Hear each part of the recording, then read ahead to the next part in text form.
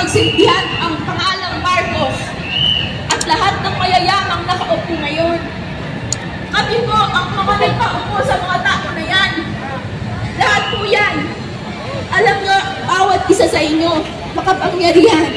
Huwag kayong maniniwala na kaya nila tayong diktahan. Pagdasal natin, darating din ang katotohanan at saka hustisya.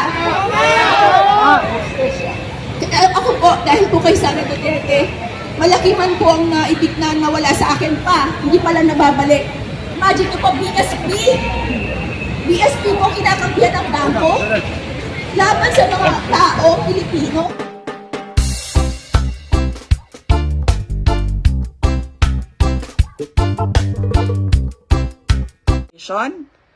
Dahil yun naman ang aking pangako sa inyo. Ginamit ko ang pangalan ko, Sara Duterte, Inday Sara Duterte. Sabi ko sa inyo, trabaho, edukasyon, mapayapang pamumuhay.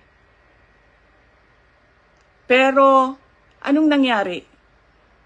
Binastos ang budget, ang Department of Education.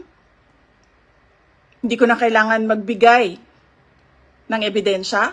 Nakikita nyo sa General Appropriations Act, simula sa NEP, papunta sa GAB, papunta sa BICAM, papunta sa batas. Nakikita natin yon.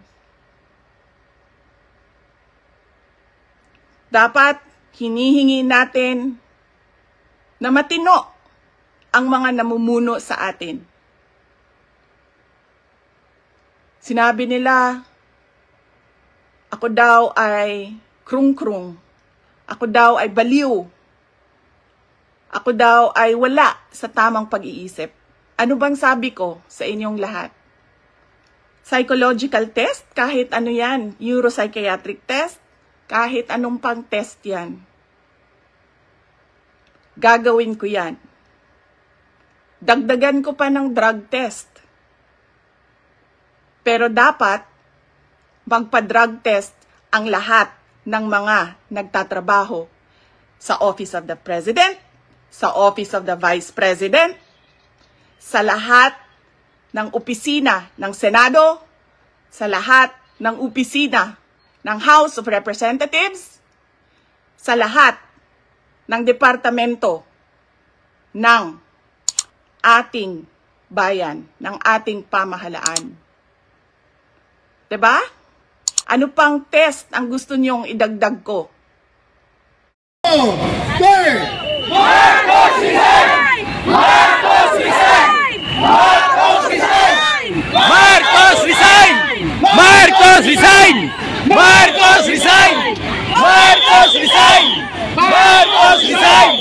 Marcos resign! Marcos resign! Marcos resign! Marcos resign! Marcos resign!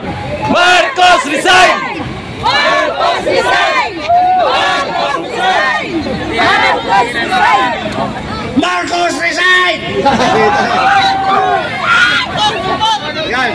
Ate, ayan, ano, ate talagang parang ano, abot-abot Parang lampas-lampasan.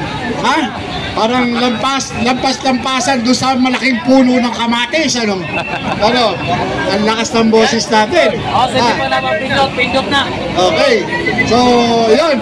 At eto huli, si Yusek at yung aking boses talagang parang nakalunok ako ng ano, sa laguban. 15. Wow. Okay, bigay natin mayroong salita. Mga 2 minutes lang. Magandang hapon sa inyo lahat. At ako, gusto ko ipaalam sa inyo na huwag tayong mangamba. At makakamit na tagumpay. Unang-una, nagpapasalamat ako sa ating mga senador na kakampi natin, na suporta sa ating mahal na Vice Presidente. At ang ating gobernador, congressman, mayor, kapitan, kagawad. At sa ating mga kapulisan, sa military, na suporta sa ating mahal na Vice Presidente Sara Duterte. Tama ba? Huwag tayo mangamba at makakamit natin tagumpay. At kasama ng mahirap ang ating mahal na Vice Presidente. Tama ba? At ang ating mga kapatid, ng aking mga kapatid na Muslim, kasama ang ating mahal na presidente. Tama! Sara! Laban! Sara! Laban! Sara! Sara! Sabay-sabay! Sara! Sara! Sara! Sara! Sara! Duterte! Ang muli magbangon ng mahirap at ng bansa! Ito na! Hintayin nyo lang! Araw na lang! O buwan! Ating tagumpay! Salamat. Ngayon, isusunod po natin ang boses ng mga kababayan. Ito, hindi pa nakapagsalita, umiyak na. Ang sister, hindi pa nakapagsalita, yung mukha niya. Hindi mo mapinta yung mukha, umiyak na eh. Actually po, pangatlong Dapat na may stand ka. Well, kasi alam ko naman na maraming may gusto magpunta dito pero nasa trabaho dahil mahirap ang buhay. Pero alam ko po nagdarasal sila para sa lahat, sa ating lahat, sa bansa natin. Kasi po ako po, actually, matagal na po, alam mo po, biktima po ako ng mga government agencies, magmula pa po ng Duterte administration. Pero tinutulungan naman po ako ng PCC. Pero po, umabot na po hanggang ngayon po yung kaso ko. It's about a bank, against a bank. Anyway, ito po yun. Marami po kasi ng mga biktima ng mga bangko, maraming mga na hindi na ilalabas dahil po para pong bait lamang po ang pinapalabas ng mga like 888 Complaint Center, BSP, PAW, lahat po yan. Pag sinabi ng bangko, lilituhin na kayo. Hanggang sa akala nila malilito kayo. So, hindi nyo na alam kung anong kinakomplain nyo. Pero ito po sasabihin ko sa inyo, si Sara Duterte po, ang VP natin, nagbigay po siya ng inspirasyon sa akin. Sabi ko nga, tingnan nyo, VP na ginagago pa. So, ako pala okay lang kasi ordinaryong mamamayan lang ako na siya ginagago siya. Tapos, pero po, nagising ako kanina po. Sabi ko, teka lang, VP nga, siya pa siya ginagago.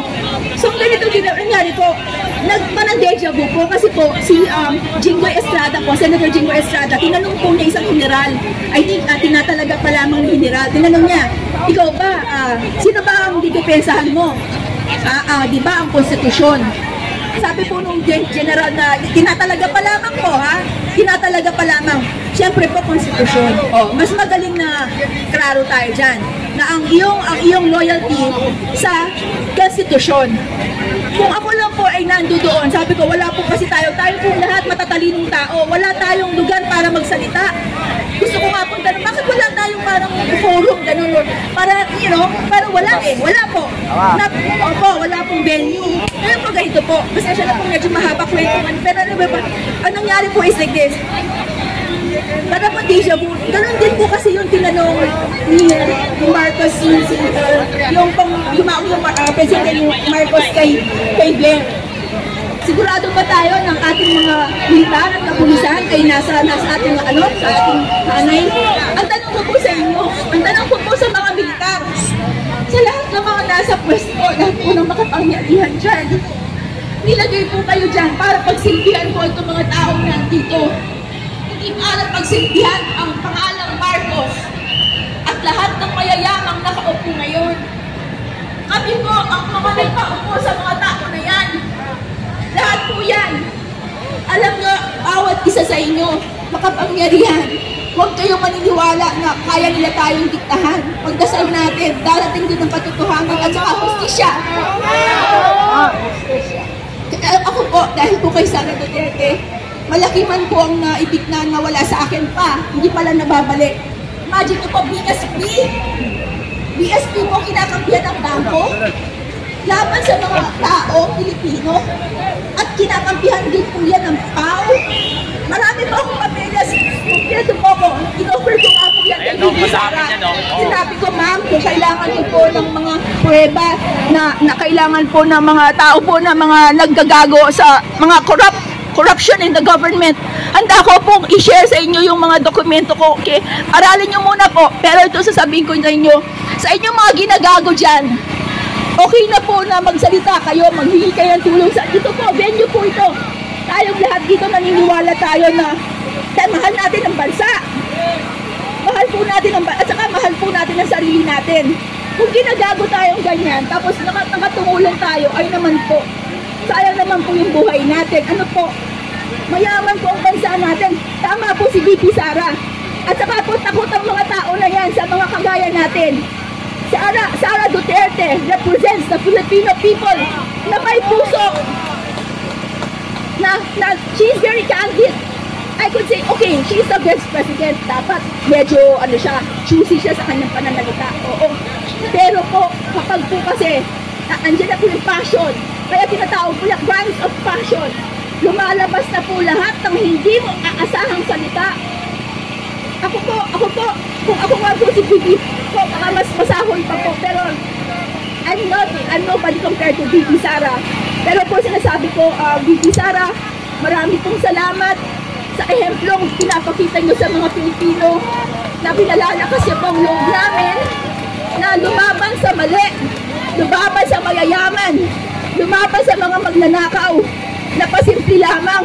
Yung mga magnanakaw ninyo sinasabi nila dahil magnanakaw sila. Ang mga tao magnanakaw, takot sa sinasabi nilang magnanakaw pero tinatakpan nilang mga krimen nila sa mga inuhos ka sa inyo. Pero po sasabihin ko sa inyo, ang ginagawa ng pagmamahal ng tatay ninyo, ng mga lolo at lola ninyo, hindi po yung namamatay sa mga Pilipino.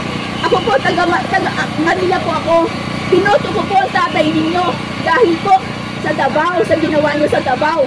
Wala po akong pakialam na sinasabi nilang magpatay, wala po yun. Ang nakita ko lang po sa tatay nyo sa inyo, pagmamahal. Pagmamahal sa bayan, pagmamahal sa kapwa, at galit sa mga taong gago sa kapwa at gago sa Pilipino. Thank you po, ma'am. Thank you po sa inyong lahat. Thank you very much. Narinig natin ang hinanaing sentimento ng ating kapatid. At isa lang ang mensahe ang kanyang ibig sabihin. Kay Sara, may pag-asa! Sara Duterte! Kay Sara, may pag-asa! Kay Sara, may pag-asa! Kay Sara, may pag-asa! Kay Sara, may pag-asa! Yan, narinig natin ang kanyang boses na wala na siyang mapaabot, wala na siyang mahihintay sa bangag na presidente. Dismayado na siya. Kaya nga ang kanyang inasahan si Sara lang na ang kanyang mga hinanaing ay matutupad at magkaroon ng katuparan. Kay Sara may kay Sara okay, bago natin ibigay